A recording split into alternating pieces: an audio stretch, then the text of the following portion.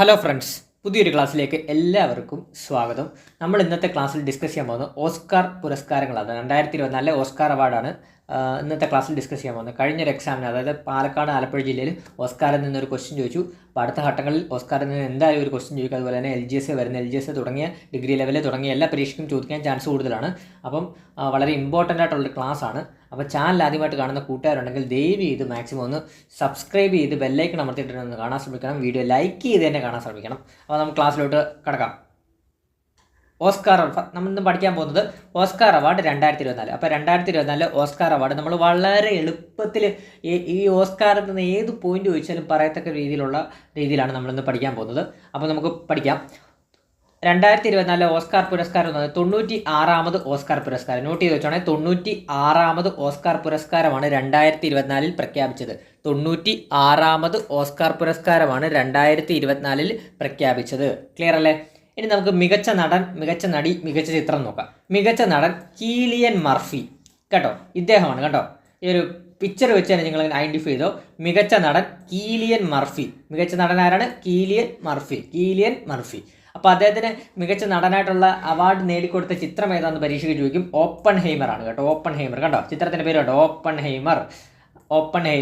അപ്പോൾ ഈ ഓപ്പൺഹൈമർ എന്ന് പറഞ്ഞ ചിത്രം നിങ്ങൾ നോട്ട് ചെയ്ത് വെക്കണം. കാരണം ഈ ഓപ്പൺഹൈമർ ആണ് നമ്മുടെ 96ാമത് ഓസ്കാറിൽ ഏറ്റവും കൂടുതൽ പുരസ്കാരം നേടിയ ചിത്രം ഏതാണെന്ന് ചോദിച്ചാൽ പറയണം ഓപ്പൺഹൈമർ ആണ്. അതുകൊണ്ട് ഇനി നമ്മൾ വരുന്ന ഓരോ പോയിന്റ്സിലും ഓപ്പൺഹൈമറിനെ കുറിച്ചായിരിക്കും കൂടുതലും കേൾക്കുന്നത്. അപ്പോൾ അതൊന്ന് നോട്ട് ചെയ്ത് വെച്ചേക്കണം. അപ്പോൾ മികച്ച നടൻ ആരാണ്? Cillian Murphy. ചിത്രം ഏതാണ്? ഓപ്പൺഹൈമർ. മികച്ച നടൻ കിലിയൻ മർഫി. ചിത്രം ഓപ്പൺഹൈമർ. കിലിയൻ മർഫി നമ്മൾ കണ്ടല്ലോ. ഇനി അടുത്ത് നമുക്ക് നോക്കാം. മികച്ച നടി ആരാണ്? എമ്മ സ്റ്റോൺ കേട്ടോ. Emma Stone. ചിത്രം ഏതാണ്? പുവർ തിങ്സ് കേട്ടോ. Poor Things. ഞാൻ ഇതാണ് നടി കേട്ടോ, എമ്മ സ്റ്റോൺ. അപ്പോൾ മികച്ച നടി ആരാണ്? Emma Stone. അപ്പോൾ ചിത്രം ഏതാണ്? പുവർ തിങ്സ് കേട്ടോ. Poor Things. അപ്പോൾ എമ്മ സ്റ്റോൺ മികച്ച നടിയല്ലേ. നടി എന്ന് പറയുമ്പോൾ എന്താണ്? നമ്മളൊരു നടി എന്ന് പറയുമ്പോൾ സ്ത്രീ ആയിട്ടല്ലേ കാണുന്നത്. അപ്പം എമ്മ എന്നുള്ളത് അമ്മ എന്നങ്ങ് ആക്കിയോ. അപ്പോൾ മികച്ച നടി ആരാണ്? അമ്മ സ്റ്റോൺ. അങ്ങനെ കണക്ട് ചെയ്ത് വെച്ചോ. മികച്ച നടി എന്ന് പറയുമ്പോൾ ഒരു സ്ത്രീയാണ്. നടി എന്ന് പറയുമ്പോൾ ഓൾറെഡി സ്ത്രീയാണ്. അപ്പോൾ എമ്മ എന്നുള്ളത് അമ്മ എന്നങ്ങ് ആക്കിക്കോ. അപ്പോൾ പഠിക്കാൻ എളുപ്പമുണ്ടല്ലോ. അപ്പോൾ മികച്ച നടി എമ്മ സ്റ്റോൺ. അമ്മയാക്കിക്കോ. Emma Stone. അപ്പോൾ നമ്മുടെ അമ്മമാരെല്ലാം പാവങ്ങളല്ലേ. അപ്പോൾ അങ്ങനെ ഓർത്ത് വെച്ചോ. Emma Stone. ചിത്രം പുവർ തിങ്സ്. പാവം പൂർ കേട്ടോ. അപ്പോൾ മികച്ച നടി ആരാണ്? Emma Stone. ചിത്രം ഏതാണ്? Poor things. ക്ലിയർ അല്ലേ? അടുത്തത് നമുക്ക് മികച്ച ചിത്രം നോക്കാം. മികച്ച ചിത്രം ഞാൻ പറഞ്ഞിരുന്നു, ഏറ്റവും കൂടുതൽ അവാർഡ് ലഭിച്ചത് ഏത് ചിത്രത്തിനാണ്? ഓപ്പൺഹൈമറിനല്ലേ. അപ്പോൾ അത് തന്നെയാണ് നമ്മുടെ മികച്ച ചിത്രമായിട്ട് 96ാമത് ഓസ്കാർ പുരസ്കാരം നേടിയ മികച്ച ചിത്രം ഏതാണ്? ഓപ്പൺഹൈമർ. അതിൻ്റെ ഡയറക്ടർ ആരാന്നുകൊണ്ടൊന്ന് കണക്ട് ചെയ്ത് പഠിച്ചു വെച്ചോ. നമുക്ക് അടുത്തൊരു മാർക്കാണ്. ക്രിസ്റ്റഫർ നോളൻ ആണ്. മികച്ച ചിത്രം ആരാണ്?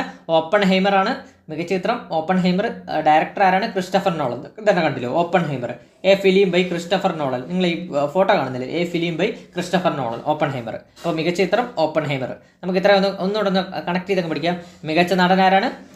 96ാമത് ഓസ്കാർ അവാർഡിലെ മികച്ച നടൻ ആരാണ്? Cillian Murphy. ചിത്രം ഏതാണ്? ഓപ്പൺഹൈമർ. മികച്ച നടി ആരാണ്?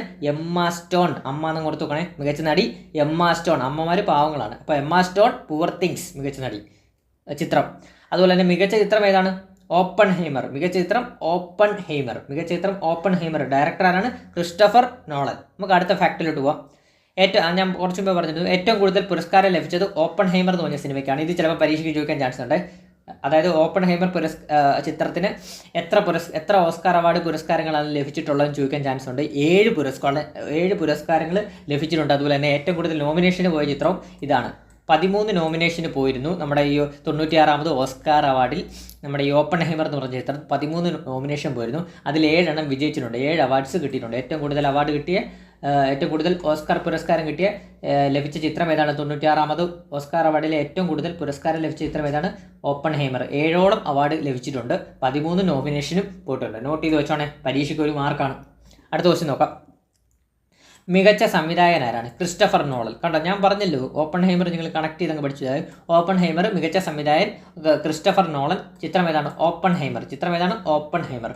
ഓപ്പൺഹൈമർ. ഈ ക്രിസ്റ്റഫർ നോളന് ആദ്യം ഫസ്റ്റ് ടൈമാണ് ഇത് കിട്ടുന്നത് കേട്ടോ, പുരസ്കാരം കിട്ടുന്നത്, ഓസ്കാർ പുരസ്കാരം കിട്ടുന്നത്. അതുപോലെ നമ്മുടെ ഇതുകൂടെ ഒന്ന് പറഞ്ഞു പോവാം. നമ്മുടെ കീലിയൻ മർഫി ഇല്ലേ, കീലിയൻ മർഫി എന്ന് പറഞ്ഞാൽ ആദ്യ ഓസ്കാർ അവാർഡ് ലഭിക്കുന്ന ആദ്യ ഐറിഷ് ആക്ടറാണ് കേട്ടോ. ഫസ്റ്റ് ഐറിഷ് ആക്ടറാണ് കീലിയൻ മർഫി ഓസ്കാർ അവാർഡ് ലഭിക്കുന്നത്. അതുപോലെ തന്നെ ക്രിസ്റ്റഫർ നോളനും ആദ്യമായിട്ടാണ് ഓസ്കാർ അവാർഡ് ലഭിക്കുന്നത് ക്രിസ്റ്റഫർ നോളൻ്റെ ബാക്കിയുള്ള ചിത്രങ്ങൾ ഏതൊക്കെയാണ്? ഇൻറ്റർസ്റ്റെല്ലാർ ഉണ്ട്, ഇൻസെപ്ഷൻ ഉണ്ട്, തുടങ്ങിയ ചിത്രങ്ങളെല്ലാം ഉണ്ട് ഈ ക്രിസ്റ്റഫർ നോളൻ്റെ വരുന്നത്. പിന്നെ ഇതിനെക്കുറിച്ച് പറയാനാണ് ഓപ്പൺഹൈമർ സിനിമ എന്ന് പറഞ്ഞാൽ എന്താണ്? ഓപ്പൺഹൈമർ സിനിമ എന്ന് പറഞ്ഞാൽ ഇതൊരു അമേരിക്കയിൽ ഒരു ആറ്റം ബോംബ് ഉണ്ടാക്കിയ ഒരു ഓപ്പൺഹൈമർ എന്ന് പറഞ്ഞൊരു സയൻറ്റിസ്റ്റ് ഉണ്ട്. ആ സയൻറ്റിസ്റ്റിൻ്റെ ചിത്രമാണ്, ആ സയൻറ്റിസ്റ്റിൻ്റെ ജീവചരിത്രത്തിൽ ബേസ് ചെയ്തുള്ളൊരു സിനിമയാണ് ഈ ഓപ്പൺഹൈമർ എന്ന് പറഞ്ഞ്. ആ ഒരു സയൻറ്റിസ്റ്റാണ് കേട്ടോ, സയൻറ്റിസ്റ്റായിട്ട് വേഷമിട്ടതാരാണ്? നമ്മുടെ കീലിയൻ മർഫിയാണ് കേട്ടോ. ആ ഒരു സയൻറ്റിസ്റ്റിൻ്റെ ഒരു ജീവിതകഥ ബേസ് ചെയ്തുള്ളൊരു ചിത്രമാണ് ഓപ്പൺഹൈമർ. ആറ്റം ബോംബ് ഉണ്ടാക്കിയ ഓപ്പൺഹൈമറിൻ്റെ ജീവചരിത്രമാണ് കേട്ടോ. അപ്പോൾ മികച്ച സംവിധായകനാരാണ്? Christopher Nolan. ചിത്രം ഓപ്പൺഹൈമർ. മികച്ച സഹനടനാരാണ്? റോബർട്ട് ഡൗണി ജൂനിയർ കേട്ടോ, റോബർട്ട് ഡൗണി ജൂനിയർ. ഇതങ്ങ് പഠിച്ചൊക്കെ എളുപ്പമാണ്. അതായത് മികച്ച സഹനടനല്ലേ, എപ്പോഴും നടനായിരിക്കുമല്ലോ എപ്പോഴും സീനിയറായിട്ട് വരുന്നത്, സഹനടൻ എപ്പോഴും ജൂനിയർ ആണല്ലോ. അങ്ങനെ അങ്ങ് കണക്ട് ചെയ്ത് വെച്ച് പഠിച്ചോ, സഹനടൻ എപ്പോഴും ജൂനിയർ ആയിരിക്കും. അപ്പോൾ അങ്ങനെ കണക്ട് ചെയ്തോ, റോബർട്ട് ഡൗണി ജൂനിയർ, സഹനടൻ എപ്പോഴും ജൂനിയർ ആയിരിക്കും. മികച്ച സഹനടനാരാണ്? Robert Downey junior. ചിത്രം ഏതാണ്? ഓപ്പൺഹൈമർ. അതായത് നമ്മുടെ ഓപ്പൺഹൈമർ എന്ന് പറഞ്ഞാൽ നമ്മുടെ കീലിയൻ മർഫി ചെയ്ത ക്യാരക്ടറല്ലേ ഓപ്പൺഹൈമർ, സയൻറ്റിസ്റ്റ്. ആ സയൻറ്റിസ്റ്റിൻ്റെ കൂടെ നടക്കുന്ന വേറൊരു സയൻറ്റിസ്റ്റാണ് ആയിട്ടാണ് ഇദ്ദേഹം ഈ ആ സിനിമയിൽ റോൾ ചെയ്തത്. റോബർട്ട് ഡൗണി ജൂനിയർ മികച്ച സഹനടൻ. അടുത്തത് നമുക്ക് മികച്ച സഹനടി ആരാണെന്ന് നോക്കാം. ഡാവിൻ ജോയി റാൻഡോൾഫ് കേട്ടോ, ഡാവിൻ ജോയി റാൻഡോൾഫ്.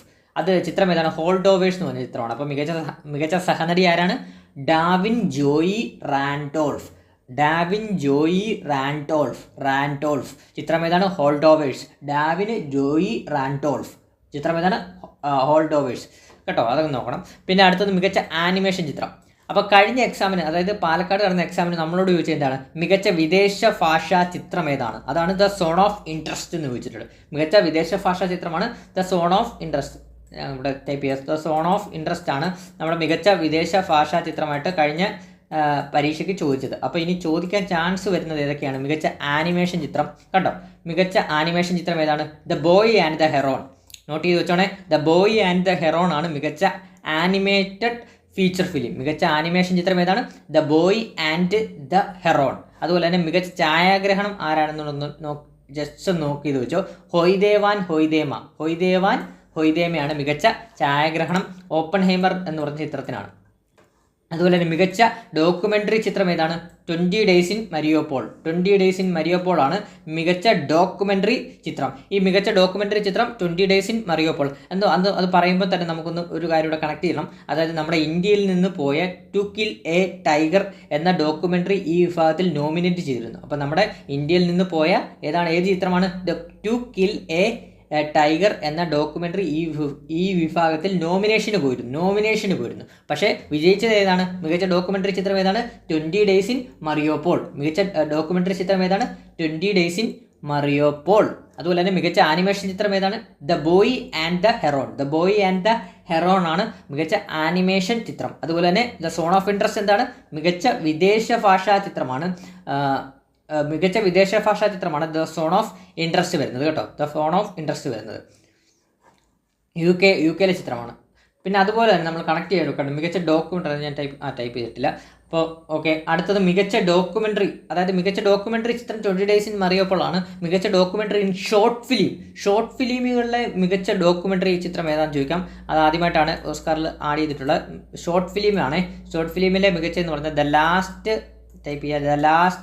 റിപ്പയർ ഷോപ്പ് ആണ് കേട്ടോ. ലാസ്റ്റ് റിപ്പയർ ഷോപ്പ് കണക്ട് ചെയ്തോണേ, ഇപ്പം തന്നെ അങ്ങ് പഠിച്ചു വെക്കൂ. നമുക്കത് പിന്നെ ഈ ഒരു ഭാഗത്തേക്ക് വരേണ്ട ആവശ്യമില്ല. ഞാൻ പറഞ്ഞുതരാം. അപ്പോൾ കണക്ട് ചെയ്ത് അങ്ങ് പഠിച്ചോ.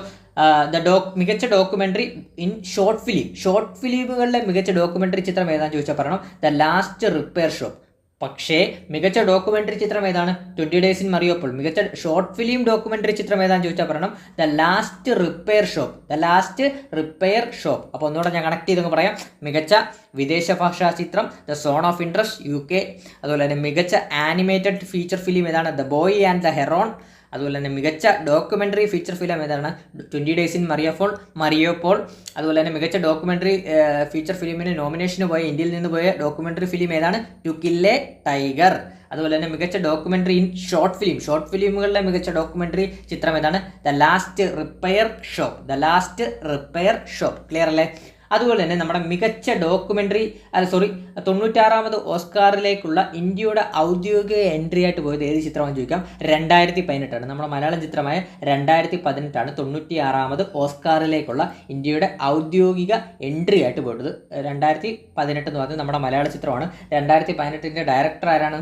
അതുകൂടെ ഒന്ന് കണക്ട് ചെയ്ത് വെച്ചു. 2018 മൂവിയുടെ ഡയറക്ടർ ജൂഡ് ആൻ്റണി ജോസഫാണ്. ജൂഡ് ആൻ്റണി എന്ന് ഓർത്ത് വെച്ചാൽ ജൂഡ് ആൻ്റണിയാണ് നമ്മുടെ 2018 സിനിമയുടെ സംവിധായകൻ കേട്ടോ. അപ്പോൾ ഇത്രയും ക്ലിയർ അല്ലേ? അപ്പം നോട്ട് ചെയ്ത് വെക്കേണ്ടത് ഇതൊക്കെയാണ്. കീലിയൻ മർഫിയുമായിട്ട് ബന്ധപ്പെട്ട പഠിക്കേണ്ടതായിട്ടുള്ളൊരു പോയിന്റാണ്. ഫസ്റ്റ് ആദ്യത്തെ ഐറിഷ് സിനിമാ താരത്തിനാണ്, ആദ്യത്തെ ഐറിഷ് ആക്ടർക്കാണ് ഓസ്കാർ അവാർഡ് കിട്ടുന്നത് കേട്ടോ. അതൊന്ന് നോക്കണം. പിന്നെ ഒട്ടുമിക്ക എല്ലാ കാര്യങ്ങളും നമ്മൾ പറഞ്ഞു വിട്ടിട്ടുണ്ട്. പിന്നെ ഓസ്കാർ അവാർഡ് പ്രഖ്യാപിച്ച തീയതി ഒന്ന് ജസ്റ്റ് നോട്ടിച്ചോ, മാർച്ച് 10, 2024. അപ്പോൾ ഓസ്കാർ അവാർഡ് പ്രഖ്യാപിച്ച തീയതി എന്നാണ്? മാർച്ച് 10, 2024 ഓസ്കാർ അവാർഡ് പ്രഖ്യാപിച്ചത്. വേദി ഒന്ന് ജസ്റ്റ് ഓർത്ത് വെച്ചോ, Dolby theatre, Los Angeles, California, US കേട്ടോ. അപ്പം വേദി എവിടെയാണ്? Dolby theatre, Los Angeles, US. Los ഏഞ്ചൽസിലെ ഡോൾബി തിയേറ്ററിലാണ് നമ്മുടെ ഡോൾബി തിയേറ്ററിൽ മാർച്ച് 10, 2024 നമ്മുടെ 96ാമത് ഓസ്കാർ അവാർഡ് പ്രഖ്യാപിച്ചത് കേട്ടോ. പിന്നെ നമ്മുടെ അവതാരകനാരായിരുന്നു? ജിമ്മി കിമ്മലാണ് ഓസ്കാറിൻ്റെ 96ാമത് ഓസ്കാറിൻ്റെ അവതാരകനായിട്ട് വന്നത് ജിമ്മി കിമ്മൽ. അതുപോലെ തന്നെ ഓസ്കാർ വേദിയിൽ നഗ്നനായി എത്തിയതാരാണ്? John Cena. വസ്ത്രാധാരത്തിനുള്ള അവാർഡ് കൊടുക്കാനാണ്. അത് നോട്ട് ചെയ്ത് വെച്ചോണേ. ഒത്തിരി മാധ്യമ ശ്രദ്ധ തേടിയൊരു വാർത്തയാണ്. അതായത് ഓസ്കാർ വേദിയിൽ നഗ്നനായി എത്തിയത് ജോൺ സീനയാണ് കേട്ടോ. അത് അദ്ദേഹം അവാർഡ് കൊടുക്കാനാണ്, വസ്ത്രാധാരണത്തിന് അവാർഡ് കൊടുക്കാനാണ്. ഈ ജോൺ സീന എന്ന് നമ്മൾ എടുത്ത് പറയുവാണ്. ജോൺ സീന ഒരു റെസ്ലിംഗ് താരമാണ് ജോൺ സീന എന്ന് പറയുന്നത്. അപ്പോൾ റെസ്ലിംഗ് താരത്തിന് നമ്മൾ റെസ്ലിംഗ് കണ്ടിട്ടുള്ളവർക്ക് അറിയാം, അവരധികം വേഷങ്ങളും കാര്യങ്ങളും ഒന്നും ഇടത്തില്ല. അപ്പോൾ അതുകൊണ്ട് തന്നെ കണക്ട് ചെയ്ത് വെച്ചു, ജോൺ സീന ഒരു റെസ്ലിംഗ് താരമാണ്.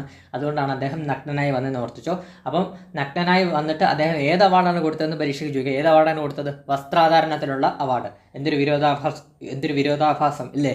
നഗ്നനായിട്ട് വന്നിട്ട് വസ്ത്രാധാരണത്തിനുള്ള അവാർഡ് കൊടുക്കുന്നു. അപ്പോൾ അതുകൊണ്ടൊന്ന് ജസ്റ്റ് ഒന്ന് കണക്ട് ചെയ്ത് വെച്ചോ. അത് മാധ്യമ ശ്രദ്ധയെ ആകർഷിച്ച ഒരു ന്യൂസ് ആയതുകൊണ്ടാണ് നമ്മളത് കണക്ട് ചെയ്തത്. അപ്പം ഇത്രയേ ഉള്ളൂ നമ്മുടെ 96ാമത് ഓസ്കാറുമായി ബന്ധപ്പെട്ട് നമ്മൾ പഠിക്കേണ്ടതായിട്ടുള്ള എല്ലാ പോയിന്റും നമ്മൾ പറഞ്ഞിരുന്നു. അടുത്തൊരു എക്സാമിന് നിങ്ങൾക്ക് ചോദിച്ചു കഴിഞ്ഞാൽ ഈ ഒരു ക്ലാസ്സിൽ നിന്ന് ഉറപ്പായിട്ടും ഒരു മാർക്ക് ഷുവറാണ് ഓസ്കാറിന് ചോദിച്ചു കഴിഞ്ഞാൽ. ഇനി നമുക്ക് 2-3 ഘട്ടം എക്സാം നടക്കാനുണ്ട്. LDCയുടെ, അതുപോലെ തന്നെ LGS വരുന്നുണ്ട്, ഡിഗ്രി ലെവൽ വരുന്നുണ്ട്. അതിനെല്ലാം ബെനിഫിറ്റ് ആയിട്ടുള്ളൊരു ക്ലാസ്സാണ് നമ്മൾ ഇന്നത്തെ എടുത്തത്.